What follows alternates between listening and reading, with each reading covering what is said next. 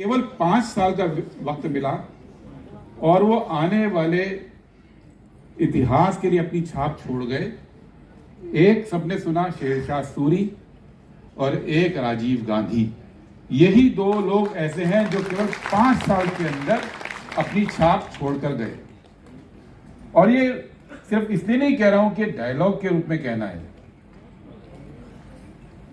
आज आईटी की बात तो हम सब जानते हैं। हम सब जानते हैं कि राजीव जी ने कंप्यूटराइजेशन की शुरुआत की भारत के अंदर और इस तरह से की कि हम दुनिया में सुपर पावर हैं आईटी के।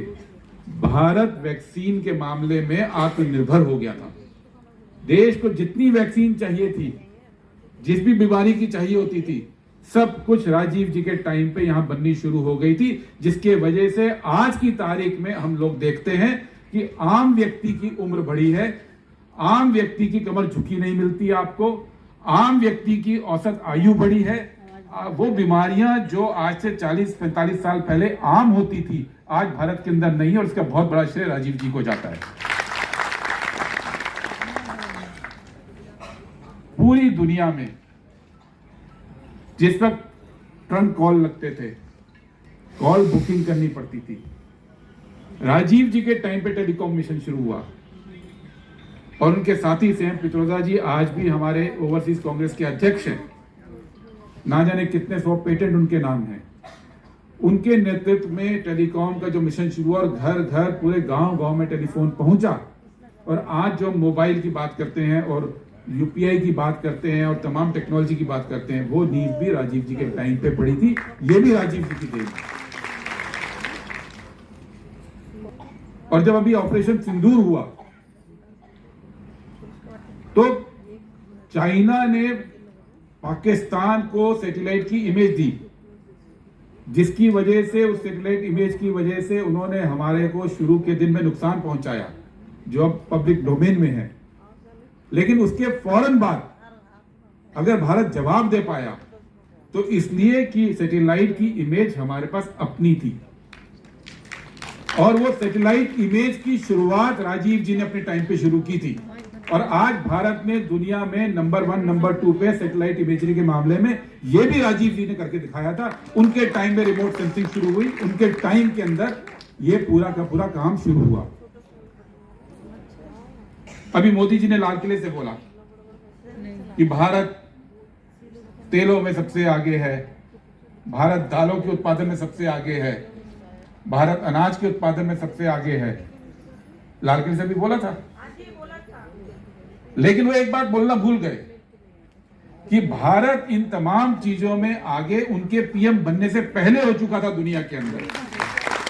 और उसमें बहुत बड़ा रोल 2 लोगों का रहा। एक इंदिरा जी का जब हरित क्रांति हुई और एक राजीव जी का, जिनके टाइम पे ऑयल सीड मिशन शुरू हुआ, पल्सेस मिशन शुरू हुआ, स्पाइसेस पे काम शुरू हुआ। और पूरी दुनिया के अंदर जहां हम पहले आयात करते थे दालों का, जहां हम आयात करते थे तिलहन का, जब हम आयात करते थे अनाज का, इन 2 प्रधानमंत्री की वजह से भारत, जिसकी की आबादी तब से लगभग 3 गुना हो चुकी है, ना सिर्फ अपनी पूरी आबादी को खिला रहा है बल्कि पूरी दुनिया को एक्सपोर्ट भी कर रहा है। ये श्रेय भी केवल 2 प्रधानमंत्री को जाता है, इंदिरा जी को, राजीव जी को और मोदी जी ने। अगर देश के प्रति कृतज्ञता होती तो उस दिन उनका आभार व्यक्त करते कि मेरे प्रधानमंत्री बनने से पहले ये देश चावल के उत्पादन में, गेहूं के उत्पादन में, गन्ने के उत्पादन में, जूट के उत्पादन में, कोकोनट के उत्पादन में, दूध के उत्पादन में, मछली के उत्पादन में, दालों के उत्पादन में, मसालों के उत्पादन में, फ्रूट के उत्पादन में दुनिया के टॉप 1 या 2 देशों के अंदर हो गया। ये उपलब्धि राजीव जी की थी, ये इंदिरा जी की थी। देश में बिना युद्ध लड़े आतंकवाद को खत्म करने में सफलता पाई। और हम कांग्रेस के नाम पे इसकी बात नहीं करते, ये हमारा दुर्भाग्य है, क्योंकि राजीव जी वो व्यक्ति थे जिनके टाइम में असम जल रहा था और उन्होंने असम समझौता करके असम में शांति वापस लाए, जो आज तक कायम है। और उसके लिए अपने विरोधी पार्टी की सरकार बनने दी ताकि शांति हो, अपनी पार्टी को पीछे किया, देश हित में अपना चुनाव लड़ने पे पांव वापस खींच के देश हित में दूसरी पार्टी को लाकर शांति स्थापित की। दुनिया में ऐसा कोई दूसरा उदाहरण है ही नहीं। जहां पे आतंकवाद आया दुनिया में, या तो 100 साल से 70 साल से चल रहा है, आयरलैंड का देख लीजिए, कहीं का देख लीजिए, या फिर जैसे श्रीलंका में पूरा फौज ने सफाया कर दिया, वैसे हुआ।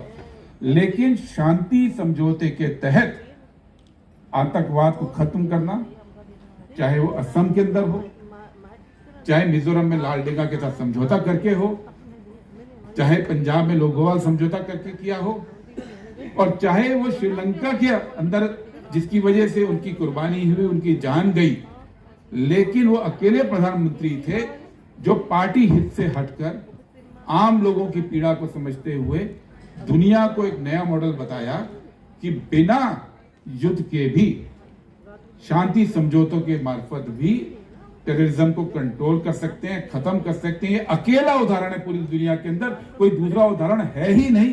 ये राजीव जी की उपलब्धि थी। न्यूक्लियर डिसआर्मामेंट जैसी चीज के अंदर लीडर बन गया और भारत अंतर्राष्ट्रीय लीडर, लोगों ने भारत को मानना शुरू किया और न्यूक्लियर पावर देश भारत के कहने पे उस पूरे वार्ता के अंदर शामिल होने लगे। और आने वाले सालों के अंदर जो परमाणु जखीरा कम हुआ है दुनिया के अंदर, खत्म नहीं हुआ है, कम हुआ है, उसमें राजीव जी की बहुत बड़ी भूमिका थी। ये होता है प्रधानमंत्री, ये नहीं होता है। नॉर्दर्न कोलफील्ड बना, साउथ ईस्टर्न कोलफील्ड बना, बेंगलोर रिफाइनरी जैसी बनी, आज तो हर कुछ प्राइवेट में जा रहा है। Finance corporation, power finance corporation बना, और वो पूरा इंफ्रास्ट्रक्चर उन्होंने अपने 5 साल में क्रिएट कर दिया कि देश के अंदर आने वाले दिनों में कोल प्रोडक्शन बढ़ सके, आने वाले दिनों के अंदर अपनी रिफाइनरीजों सरकार की, वो जो आधार तैयार किया। और उसके बाद डॉक्टर मनमोहन सिंह जी के टाइम पे जो पावर प्लांट शुरू हुए, अल्ट्रा मेगा पावर प्लांट्स, उन सब ने आज देश को पावर सफिशिएंट बनाया। और मोदी जी के 11 साल हो गए, पावर प्लांट शुरू नहीं किया भारत सरकार ने, एक नहीं किया। जो फीते काटे वो मनमोहन सिंह जी के टाइम पे जो बने उनके कटे गए। एक कोई ऐसा आपको एग्जांपल नहीं मिलेगा जहां पे न्यूक्लियर का बहुत बड़ा इन्होंने नया शुरू किया हो। हाँ, केवल लाल किले से प्राइवेट सेक्टर को सब कुछ सौंपने की बात करते हैं, लेकिन राजीव जी, मनमोहन सिंह जी, नरसिम्हा राव जी के टाइम पे जो आधार तैयार हुआ, वो कांग्रेस के लोगों को कम से कम हमको समझना चाहिए, क्योंकि हम लोगों को जाकर ये बताना पड़ेगा। आज जो समृद्धि दिख रही है ना, जो पूरा इंफ्रास्ट्रक्चर बन रहा है, उसमें राजीव जी के 5 साल का बहुत बड़ा योगदान रहा। और इक्वालिटी पे क्वेश्चन मार्क लगना शुरू हुआ, तो ये राजीव जी थे जिन्होंने क्वालिटी सरकारी स्कूलों के रूप में नवोदय विद्यालय शुरू किए और साथ ही केंद्रीय विद्यालयों को मजबूत किया। और आज मेरी जनरेशन की एक बहुत बड़ा वर्ग जो अलग अलग सेक्टर में टॉप पे पहुंचा है, गरीब परिवारों से निकलकर, गांव से निकलकर, उसके अंदर नवोदय विद्यालय का, केंद्रीय विद्यालय का बहुत बड़ा योगदान है। वो राजीव जी का योगदान था, जो आज भारत के अंदर, पूरी दुनिया के अंदर, जो भारत के अंदर लीडर्स हैं। आज हम कहते हैं पूरी दुनिया में जितने एमएनसीज हैं, हमारे सीईओज बन रहे हैं। हम कहते हैं पूरी दुनिया में एमएनसीज हैं, भारत के प्रोफेशनल छा रहे हैं। वो कौन सी जनरेशन है? वो जनरेशन है जो 80 के दशक में पढ़ रही थी, 90 के दशक में पढ़ रही थी, और भारत के अंदर केंद्रीय विद्यालयों से, नवोदय विद्यालयों से निकलकर, आईआईएम से पढ़कर, आईआईटी से पढ़कर दुनिया में छाई है।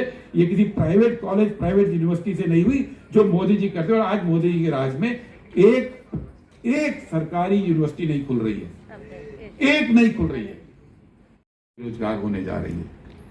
ये बात सच है, क्योंकि एआई के थ्रू जो काम ऑटोमेट होने जा रहे हैं, और ये नीति आयोग की रिपोर्ट है कि आने वाले कुछ महीनों के अंदर इस देश में जो नए स्किल चाहिए होंगे एआई की वजह से, 42% जनता के लिए नया स्किल चाहिए, जिसकी आज होना है, उनके पास काम नहीं हो रहा। एक कैरी फॉरवर्ड होगा 3 साल तक। पहले साल नहीं हुआ, दूसरे साल नहीं हुआ, तीसरे साल तक। ये राजीव गांधी जी का योगदान।